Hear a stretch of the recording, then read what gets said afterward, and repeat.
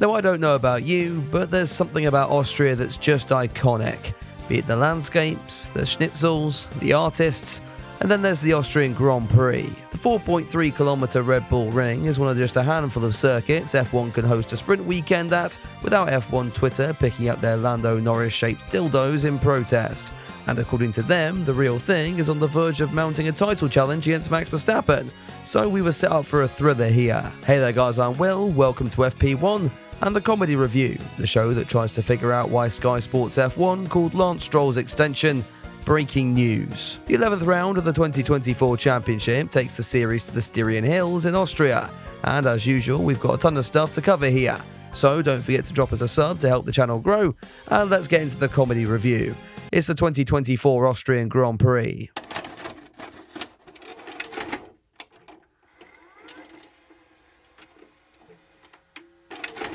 So we kick off the news with the return of Red Bull's Titan-esque implosion, because we're not bored out of our f***ing skulls enough with that yet, are we? There's a classic F1 parade going on at the Austrian Grand Prix this weekend, and former F1 driver Jos Verstappen was scheduled to drive the 2012 Red Bull RB8 at the event, not on Christian Horner's watch though. Jos claimed that several sources had told him that Christian would stop at nothing to prevent Verstappen even sitting in that race car.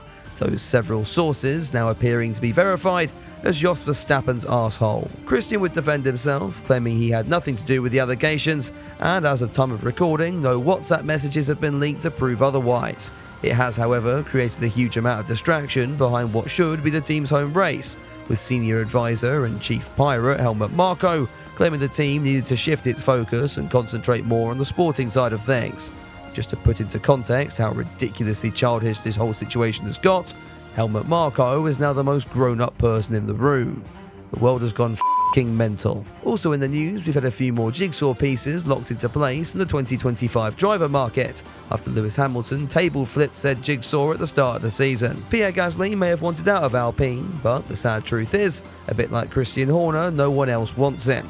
He's therefore signed a multi-year deal with Team Baguette and in turn taken out life insurance when they inevitably send him into a drug-fueled depression and suicide. The other big shock landed at Aston Martin, where Lance Stroll is keeping his seat, in the joke that wasn't even funny in 2021 and now just makes me want to ram my head into an oven. Anyway, while I go and do that, FP1 at Austria was getting underway, and it appeared Max Verstappen's RB20 didn't get that memo, as it trundled to a halt on the pit straight in the move that, according to his father Jos Verstappen, is Christian Horner's fault. The stoppage and subsequent red flag wouldn't deter the Dutchman, however, as he was allowed to be wheeled back into the pits and returned a short time later to top the session in the closing moments. If this glitch could return the race, however, that would do my watch time several favours. Cheers. Verstappen's championship rival Lando Norris was feeling a little under weather coming into this one, while his McLaren had also been diagnosed with syndrome as it understeered off into the turn 4 gravel. Mercedes' opening session wasn't going much better, both cars making friends with their fellow backmarkers as they entered the sole practice hour in 5th and 8th for Hamilton and Russell respectively. Given this point in the weekend is usually the fastest the team ever gets, I'll just remind myself to check out Twitter the moment they fail to make it through Q2. We'd have to suffer through sprint quali first though, and I'd rather spend as little time as possible covering this, with Yuki Tsunoda entering the final corner backwards after no one told him about the FIA's new deterrent for exceeding track limits, and despite all that, the Japanese midget was still faster than Daniel Ricciardo. The Aussie was confined to 16th on the grid then, with the other shock being down in the Williams pit. They had the dilemma of having to pay Logan Sargent's engineers for overtime after the American made it out of SQ1 and beat off his teammate Alex Albon. No, I meant beat out there, didn't I? That charming image aside, let's get on with SQ2, which saw Logan return to form and ending up last, being joined by both Aston Martins, who continued their trend of being absolutely f***ing shit. On a brighter note, both Alpines are in the top 10, meaning the boys at Enstone might actually see their children tonight. All besides maybe Esteban Ocon, of course, partly because the mini SD besties are still held up in his loins, and partly because his selective hearing kicked in during SQ3.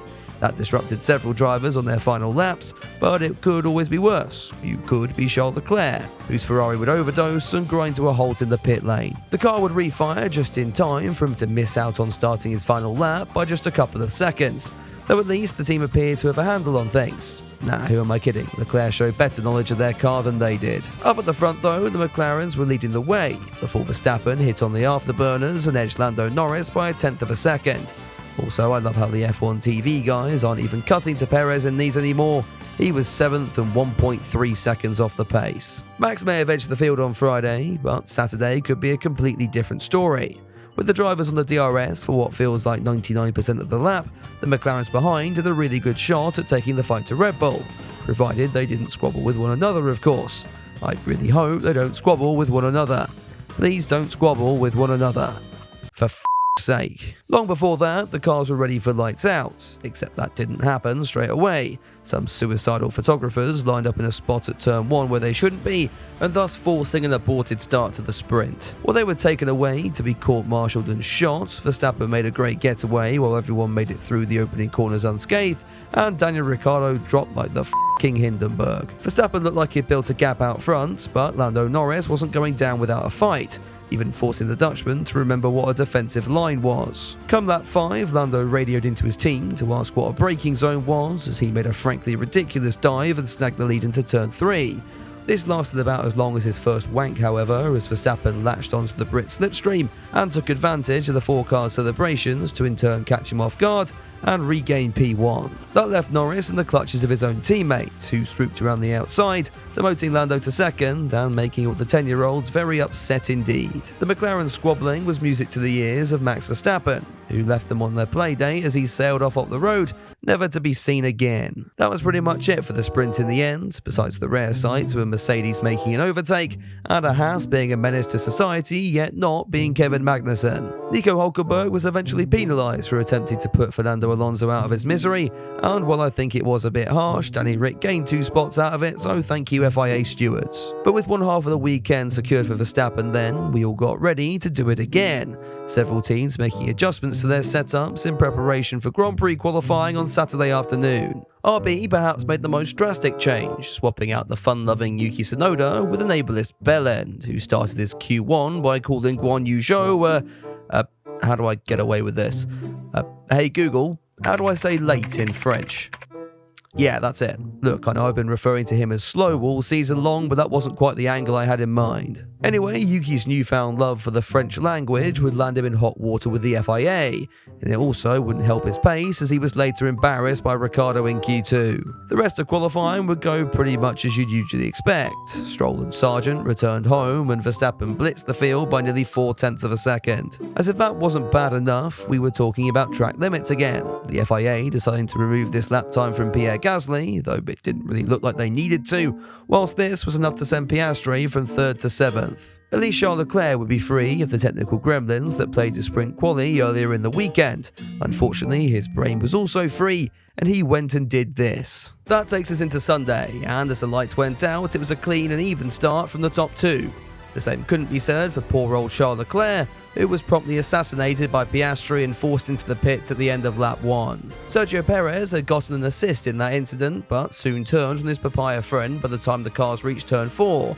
The stewards deemed this to be absolutely fine, but Perez did end up with side pod damage, providing him with his excuse to be for the afternoon. Up at the front though, Verstappen was streaming away, which must have been prophesied by the Sky commentary box, as they'd mentioned the apparent 10% risk of invisible rain as early as the formation lap. Over in Leclerc lands, the Ferrari man was being passed by the Williams of Alex Albon. He then boxed for a second time after just 15 laps on the hards, and I've not checked Twitter, but I'm assuming CF Racing has just killed himself. Slow's day wasn't going much better. He'd started from the pit lane and then got a punt from Fernando Alonso, who appeared to have switched to Stroll tactics in an attempt to re-find his form this season. Dementia was also kicking in for Sergio Perez, who continued to contribute to McLaren's constructors' tally by speeding in the pit lane and picking up a penalty.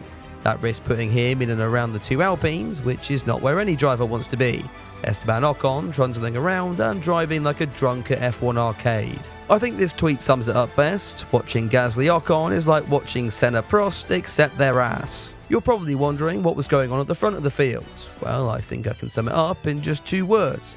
F*** all. That was the case before Verstappen's final stop on lap 52. He'd pulled out a 7-second lead up to this point, which was maybe a good thing as according to Jos Verstappen, Red Bull stuck Christian Horner on his rear left wheel. That stuck Lando right on Verstappen's arsehole and gave us the final third of the race full of two fully grown men crying as soon as the other one breathed funny. Matters got desperate when Norris gave himself the objective of sending Max to meet his fans in the grandstands at turn 3.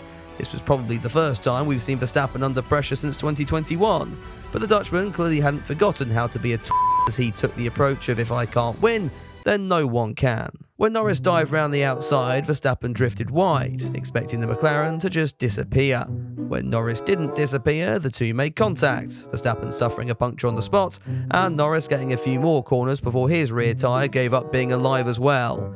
This race had just been blown wide open. With Lando out and Verstappen down in 5th with a pointless 10-second penalty he still felt the need to complain about, George Russell was now sat happy in the lead, and he'd stay there, crossing the line after 71 laps to take his second career win, with Piastri and Sainz rounding out the podium. Shout out as well to Daniel Ricciardo, who actually had a strong race in P9, and Sergio Perez, who continued to prove why he's the man for that Red Bull seat by finishing behind the Haas of Hulkenberg. What did I think of this one then? Well, we certainly weren't short of action, that's for sure. And like many Austrian Grand Prix in the past, it was a bit of a slow burner as far as the battle for the lead was concerned.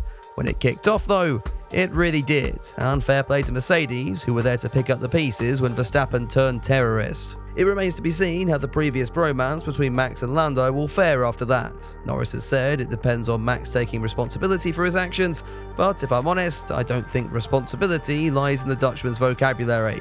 Maybe him and his dad will find a way to pin it all on Horner, who knows. Let me know what you thought of this one down in the comments below and over in the poll on my community page. And if you enjoyed the comedy review, be sure to get subscribed as I'll be covering every single race here in 2024 and beyond. Silverstone is next, and the home of British bias is sure to bring excitement as well.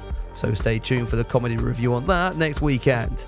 Before I go, let's just say a big thank you to the members and patrons who help me do what I do. They get previews and early access to my videos, so if that interests you, head over to the links in the description down below. Now I'll be back very soon with another video, but until then, have a good one.